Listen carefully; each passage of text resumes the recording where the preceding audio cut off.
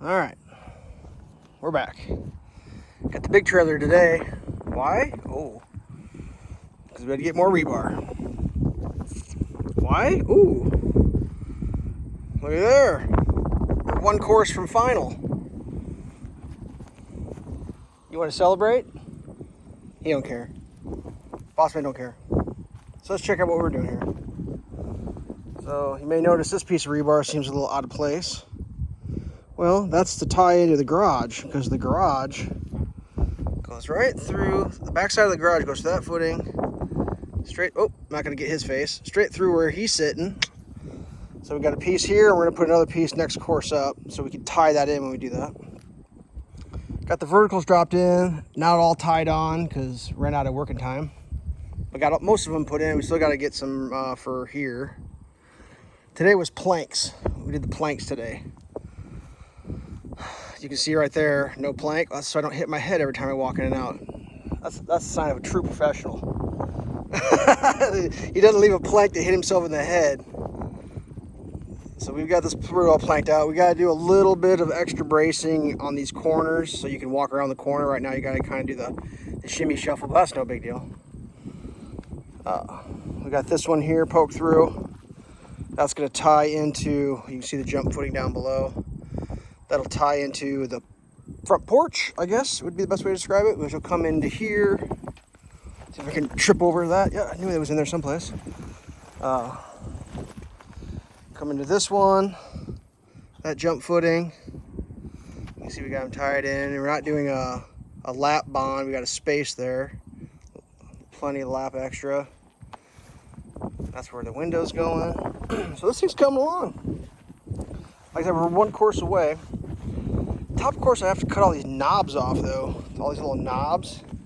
So the brain trust and I decided that we're probably just gonna bring a table saw out and just run them through the table saw, because that might be way easier.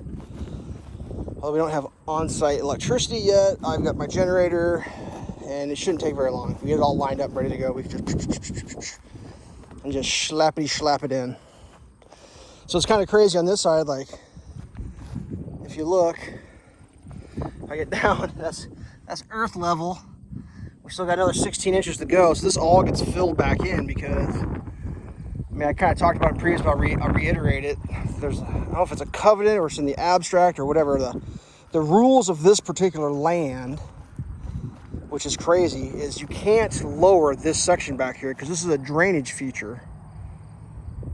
So basically from these pins forward, you can do what you need to, but as soon as this slope comes down and levels off, you're not supposed to dig down in because that guy's water's got to get through, which is kind of weird. I don't know why they did it that way. I wish they would have dropped this thing down another couple more feet, because he's stuck with an 8-foot basement.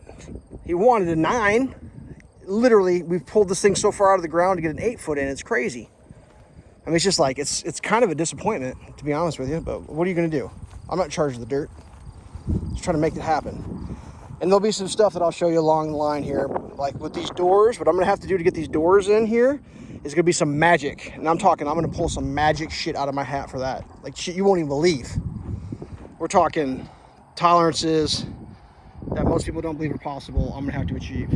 Now let's see how the neighbors doing. Ooh, they got their floor joists laid out. That's kind of cool. Ready to flop them up. That house is basically done. They're ready to move in. Flopping that. This one over here, not so much. There was a sewer company on this one.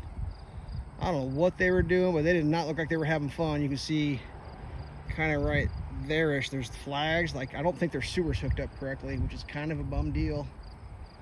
Yeah, I mean, these guys just use the engineered floor joist. They're just flopping them in. That's how, I mean, flop them down, flop it, flop the old trusses on, done. This house is going to be built different than what we're doing. It's all going to be stick built. Dimensional floor joist, sorted crowns, so rooms have high points in the middle. Shouldn't be bouncy. Old school, but the good stuff. The roof's not going to be trusses either. It's not going to be stick built. We're not sure exactly how that's going to happen. He doesn't want to be up on a roof, which I don't blame him, but I'm not sure if he's going to be able to figure out anybody who can build what he wants, because no one builds that way anymore. Everybody builds with trusses. So we got a couple extra planks here just in case. Has that got this wide? There we go, wide. A couple of extra planks just in case. That 5/8 rebar is going to go on the bottom of that, of course, over the windows and the doors and stuff. We're all zip tied off. The planks aren't permanently attached yet because I want to get the walls a little straighter before I screw them on, but all this plank work gets screwed on. I gotta get some shims to shim some of this up and kind of change it a little tiny bit. It's just preliminary for just knocking it out real quick. I mean, whatever. It's like we were out at the manufacturer of this company. I guess I'll say at LiteForm. We were out there yesterday because we picked up the second story because it's going to be 2-story concrete. Those forms are stored someplace else, but I was just talking with the guy, and he's just like laughing at me. He's like, dude, it's just a foundation. It ain't got to be that perfect. I was like, dude, my foundation's like 1/8 of an inch out. I'm having a panic attack. I don't want it 1/8 out. I want it perfect. Apparently that's unheard of, but that's how I build. Like, I don't build crap because traditionally I put the basement in, and then look how dirty my hands are. It's crazy, huh? I put the basement in, and then I put the floor system in, and then I put the walls up, and then I put the roof on, and then I sheet it, and then I put all the windows in. I do everything. So, like, I don't want it shitty. If I was just passing on to the next guy, 0 F's given. I would just say, good luck, buddy. You can figure it out. That's not how it is. Like a couple times I've had to work on some stuff that was like bent and crooked. It just infuriates me. Like, I'm capable of doing it, but like, no, it's nice, straight, plumb, and perfect. It's so easy to build on. So yeah, that's a headhunter. That'll knock your head off there, but we still got to put the bucks in, all the buck work around here and all that. So we're still out, but hopefully by the end of the day tomorrow, all the foam will be in. Shouldn't be that big of a deal to get that accomplished. It's just like tying the rebar off is kind of pain in the ass because like right now I'm on my hands and knees because there's no real good way to get at it. I mean, I guess I could be out here maybe doing it from the ladder, but it's so much up and down of a ladder. Like every time you do something, you're up a ladder, down a ladder, up a ladder, down a ladder. From here, I can at least walk, but I gotta be on my hands and knees to tie all those off. So it's like there's no good way to do it that I can come up with. I'm sure there's a better way. Sky hook or something. I don't have a sky hook.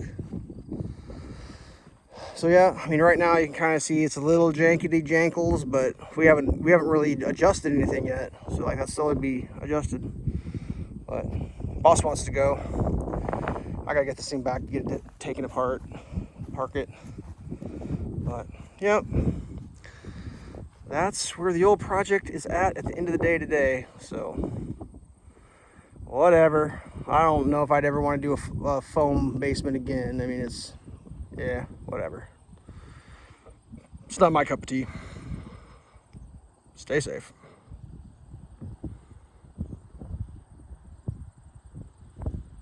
Like, clouds are crazy. I just realized that. I'll do a little spinny here. Look how wild the clouds look.